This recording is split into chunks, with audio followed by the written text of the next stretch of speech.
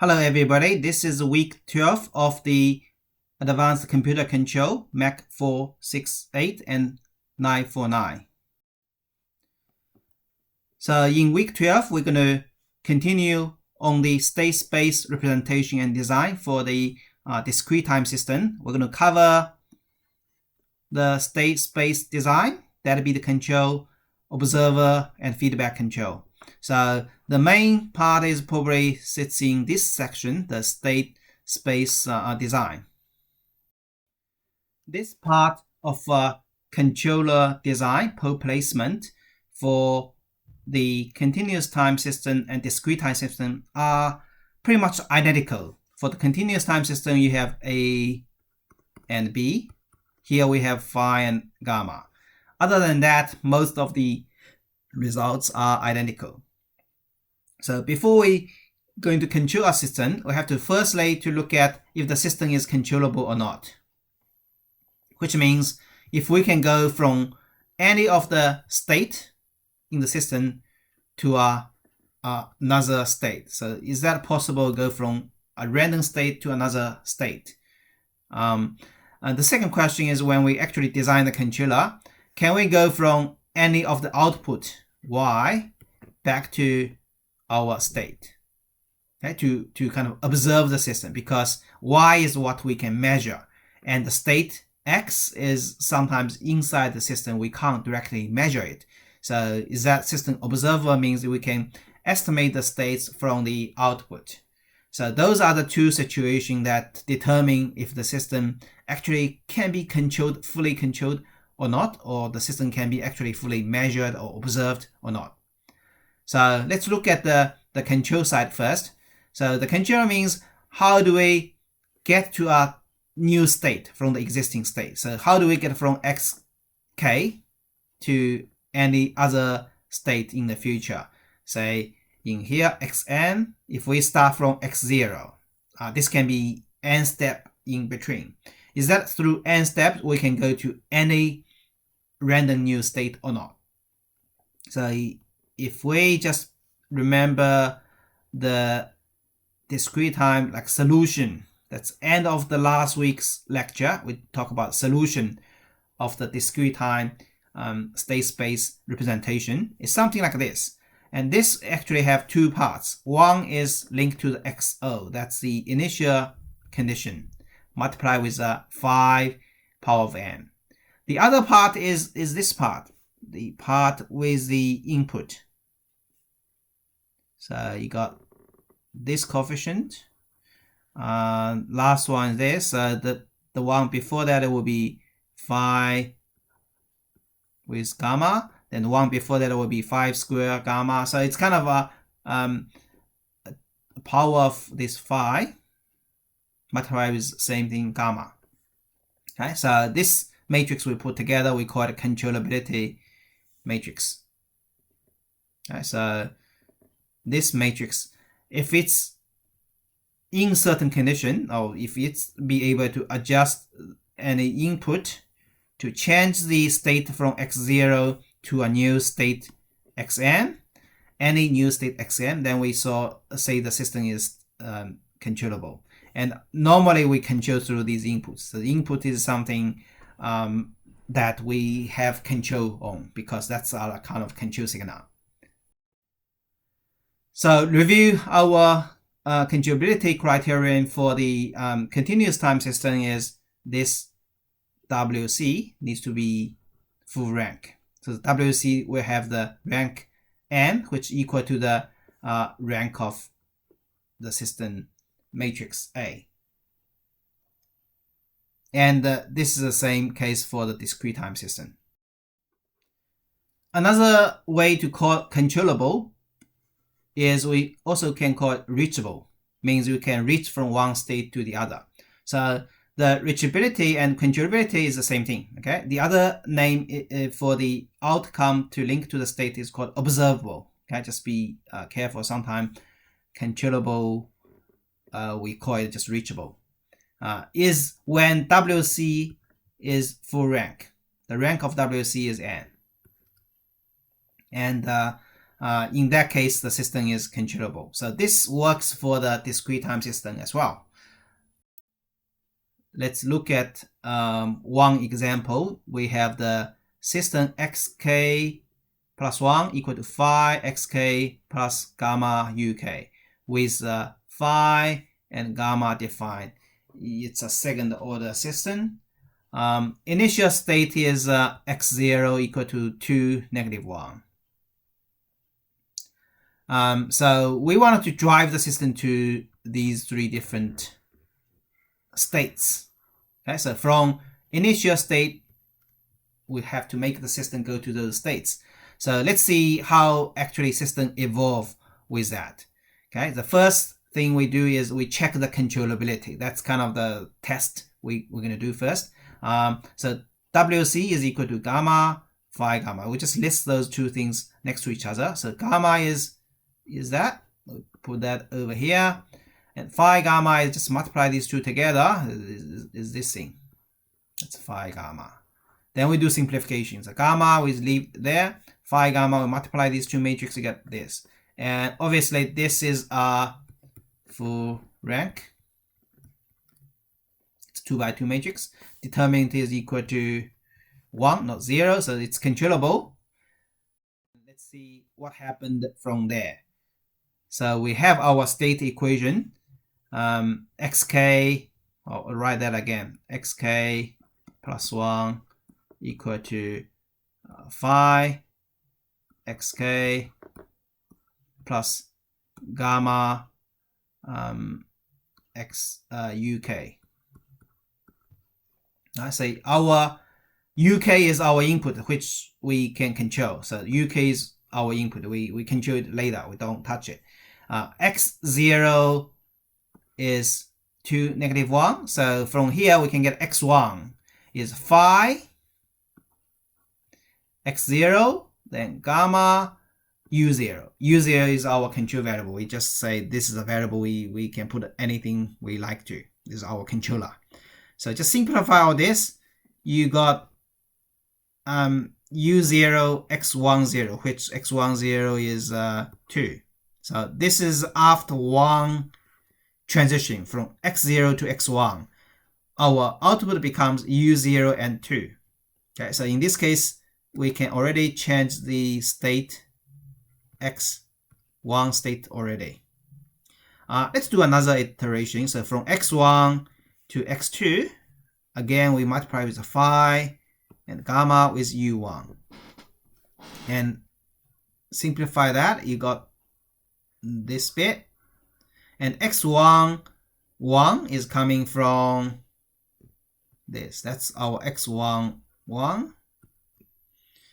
And you got u1 and u0. So this becomes our x2 state. So you can see what happened here is our state after 2 iteration is no longer determined by our initial condition anymore. So the new state is completely determined by our control signal. Means we can adjust our control signal to any value to make sure the actual state is satisfied. For 0, 0, we just make our control signal to be 0. For 0, 3, we just our control signal to be 3, 0. So you can go anywhere with this control signal because that's what we have in control, and it has nothing to do with our initial condition anymore. So this is why the system is called controllable, because initial condition where you start with doesn't matter, and your control signal actually can move the states to the new state wherever you want. So let's look at another example. This is an example that I want to show that this system is not controllable. So if we just change the phi and gamma, slightly different value, initial state is still anything, doesn't really matter. We check the WC. So gamma, phi gamma, you do the calculation, it ends up to be like that. So obviously you got 0 at the corner, so that's not controllable. The rank is only 1, it's not 2 anymore, and determinant is 0. So system is not controllable. So see what happened in this case if we start from that initial condition, after a few iterations, see how the state changes. Say initial condition is there. We do the first iteration x1 from x0 and u0, so that's phi and gamma. We do the multiplication, you got our state x1 is equal to 0, 2 plus u0. So our control signal can actually change the state x2 over here. Okay, so the second state of x, the first state stays as 0. Then we do one more iteration, go from x1, u1 to x2, which you find out something strange is the top one. This is remains 0 forever. So you can do the next one, x3, you got something like 0 something. Okay, so in this case means the system, no matter what you do, this state, one state, well, so just to be not confusing, so this x here is a vector. It's this x is a x1, x2 vector. 1 is its first state, so it's sometimes confusing if I see x1 is that this x1 or it's the small, like only one of the state. So in here I'm talking about the two kind of the 2 by 1 vector. We're talking about the first item in that state, that x1 is always 0. So you can't really change that x1 use your u. The u doesn't apply to that. Means you can't really go to a state when x1 is not 0. Okay, so in this case, the second matter is if we can actually know the current state value, because all these x is inside the system, we don't know what they are. And what we can measure is our output. That's all we can measure. So the question is, if we can, based on the measurement of the output, and know what all these states are, what the current states are, then we can do some kind of adjustment on the states to the actual state we want it to be. Say, based on the result from last week, week 11, the output, we just put all these calculations in there. So xk replace with the state equation, go iteratively backwards. We got our y, here is m minus 1. We can do that yn as well. Is equal to c phi m minus 1 with x0. So this part is also linked to the initial condition. And you got second part is integration or summation in discrete situation of the c phi gamma with the input signal. So what we want to know is if we are able to actually reflect this kind of state from the output. So this part is what of our interest. So the y signal can be breaking into the two parts. One is the part linked to the initial condition, so that's this part. And the second is the y that linked to the control signal, so that's this second part. So if we just look at this first part, the y signal that linked to the initial condition, if this matrix is actually a full rank matrix, then we can do an inverse. Then from the y signal, from the measurement, we can know our initial condition. Okay, so that's a hint. If we put all these y, not just ym minus 1, we go from y0 to ym. We put all these together. So from y0 to ym minus 1, we put all these things together. Basically, we can use our measurement to estimate the x initial condition or x states. If this matrix is a full rank, we can do an inverse of this matrix. So multiply the inverse over the other side. Okay, so this matrix is called observation matrix of the state space representation. WO, if it's a full rank, then we can sort out x0 from y value at any time. Okay, so this is the same thing as the continuous time system. Now let's look at the state feedback. This is what we call pole placement. We can place the poles of the closed loop system anywhere we like using this state space design. So the feedback coming from the states xk, and we multiply with our controller lk to be feedback to our control signal. Right, so write this in an equation is our controller basically is the control signal is equal to it's a negative feedback. It's a negative feedback is equal to negative L multiplied with xk. Xk is our state, and this is our state space representation. So phi is called a system matrix. And when we add this feedback, you can see we already have uk equal to negative L x k. And over here, uk can be replaced by that. Then this first equation can be sorted out with the second one, like xk plus 1 equal to phi k. Gamma, uk become negative L xk. So replace that in there.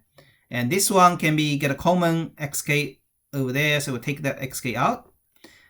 So the new system with the feedback control becomes xk plus 1 equal to phi minus gamma L xk. So we put those things, phi minus gamma L, together as phi closed loop. And if you compare this to the original one, this is become our closed loop system matrix. Okay, so the kind of features of this closed loop system is determined by the poles or the eigenvalues of this matrix. So we can kind of decide where to put this poles by adjusting this L, okay, if the system is controllable. Say, just put this all in words. This is our discrete time state space representation. The requirement is the system is actually controllable. So WC is full rank. And we can always, in that case, we can always design a controller UK equal to negative L xk. So this UK is our control signal is based on a negative feedback of our states xk. With this kind of controller design, the new closed loop system matrix become phi minus gamma L. This is our new matrix, system matrix. And the pose of this matrix decides the stability and the feature of the system. So we can place this pose anywhere we like by changing the controller L.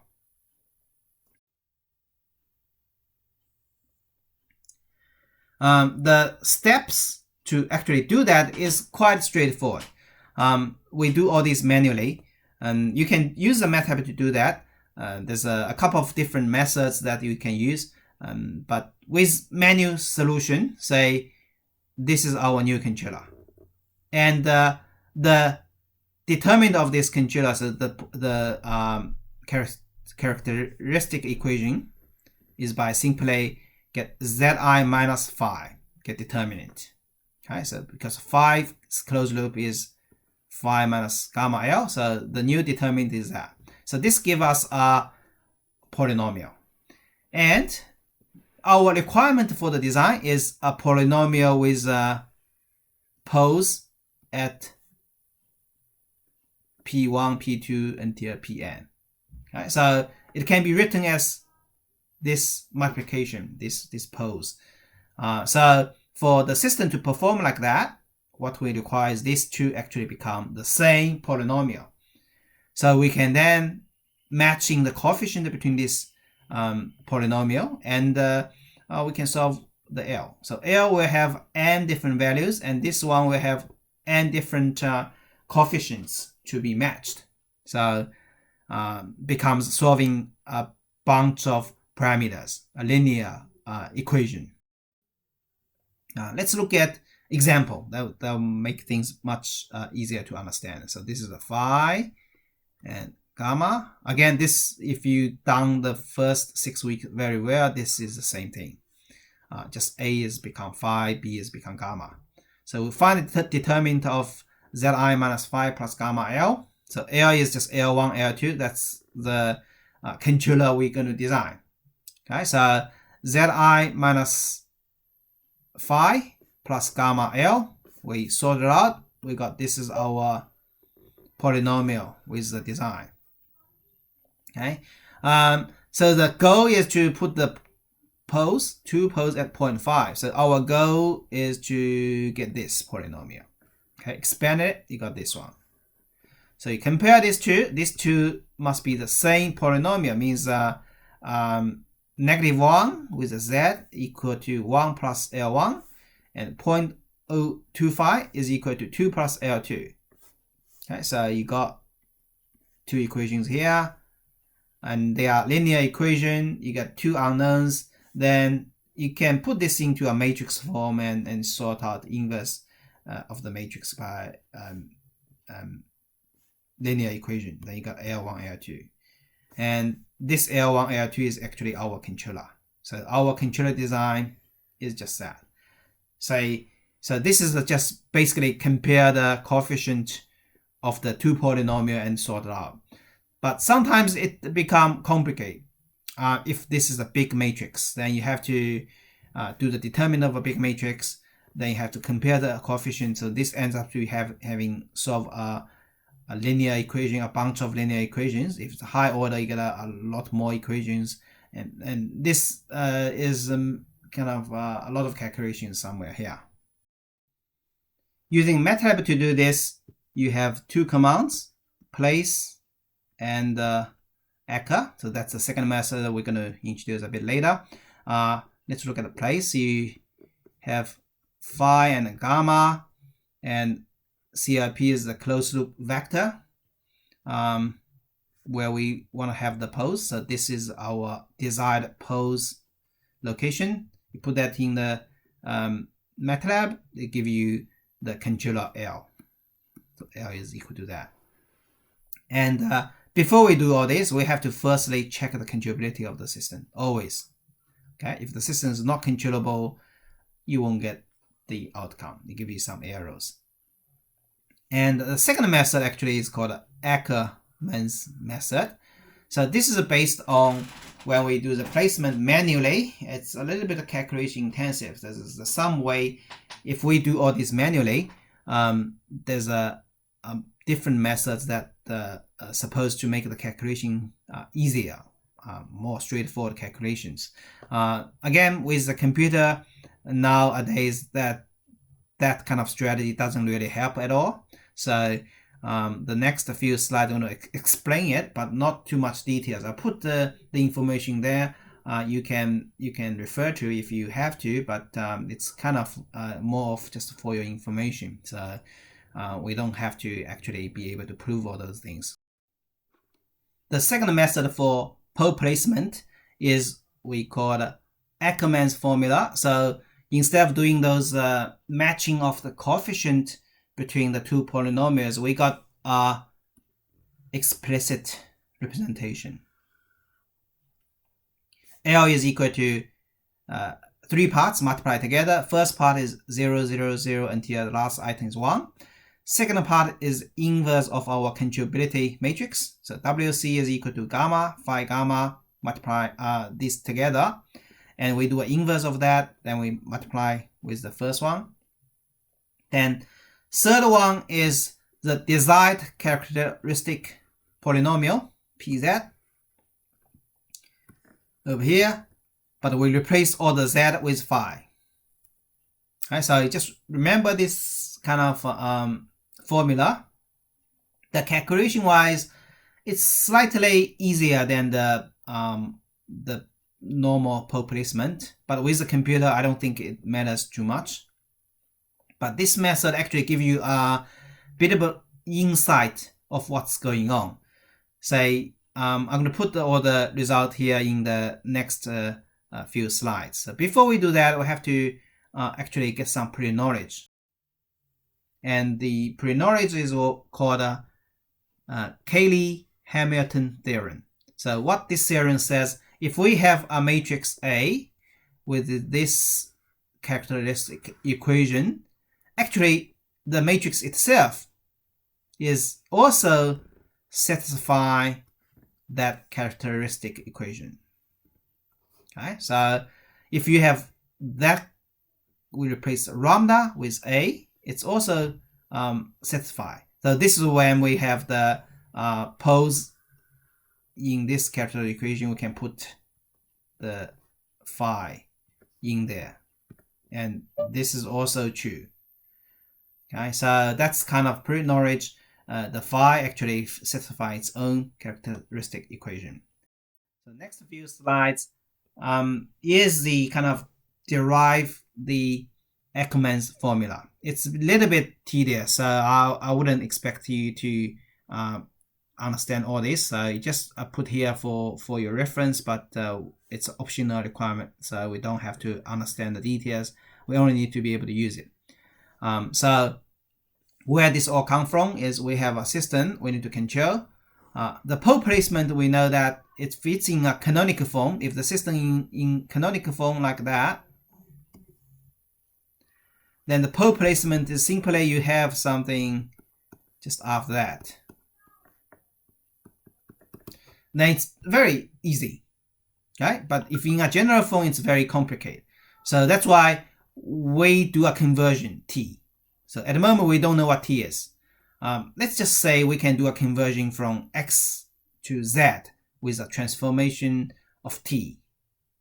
And the Z is its canonical form. Okay, so we know Z is canonical form.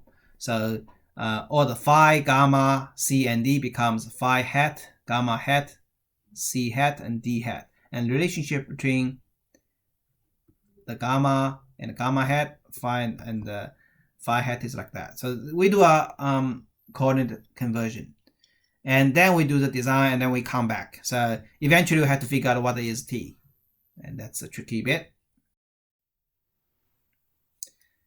Say, now we already have the system this is in canonical form, and with the pole placement, this is what we desired to have. This is what we desired to have.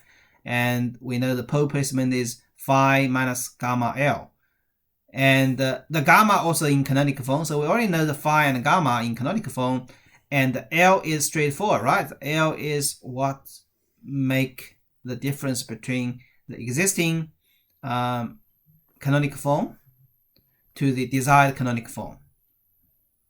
So our controller in canonical form, the state feedback is simply that. Okay, so U is basically this. That's straightforward. And now we have to go back to find out what is T by solve this kind of original solution, because we need to go L.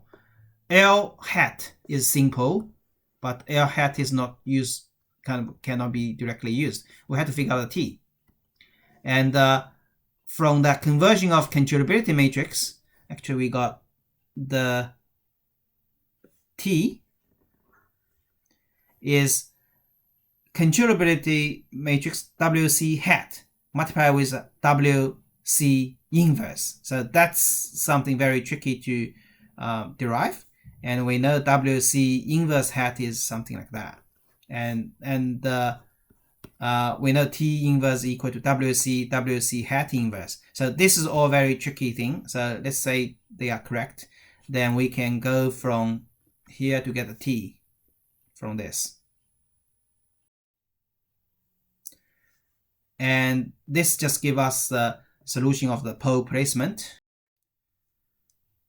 So from there we got representation of L and T. So L hat and T. So L is basically L hat multiplied with T. So L hat is this bit, first bit. Then T coming from previously is this thing. That's our t. That's our t.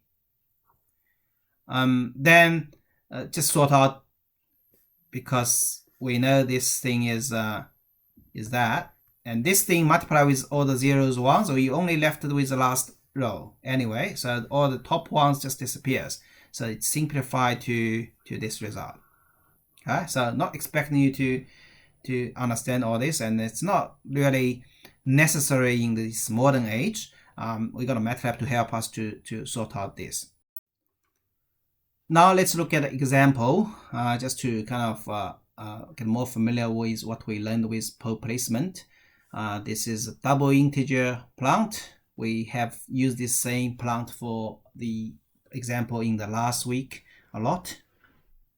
So xk plus 1 equal to phi, xk and gamma. That's our phi and gamma. And the desired polynomial, characteristic polynomial, is this. So we didn't specify p1, p2 values. We're just giving you a general kind of desired polynomial.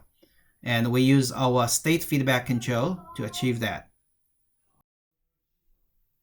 So first method is using the pole placement, the general way. We didn't do the kind of contributivity analyze here. We just because we did that previously. You see that's controllable. So the method one is to matching the polynomial. Say we got the determinant of the closed loop, zi minus phi plus gamma L. L is L1, L2. That's what our control value is. We put that values in there to determine equal to 0, so we got this. It's quite complicated here. And our desired one is this one. That P1 must be matching that, P2 must matching this. Okay, so we pretty much get this two equations, and we're trying to sort out L1 and L2.